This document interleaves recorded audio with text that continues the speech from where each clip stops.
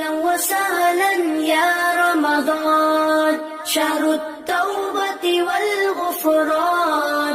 مرحبا بك رمضان رمضان، شهر الذكر والإحسان. أعوذ بالله من الشيطان الرجيم. بسم الله الرحمن الرحيم. naafila tey ji ci téereb Sëriñ Suhaybu Mbàkke.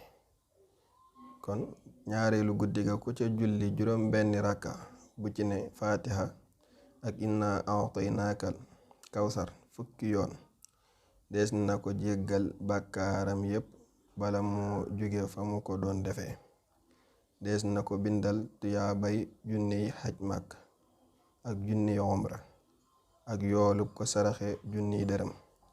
mel na ni it ku seeti junniy ñu wopp ak ku gunge junniy néew ak ku jàng ab kaamil, te des na ko ca bindal itam tuyaaba ju ab jaamu yàllak juróom ñaar fukki at.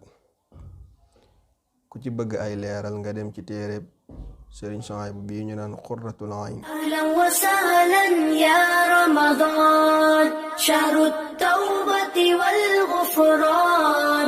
مرحبا بك رمضان رمضان، شهر الذكر والإحسان.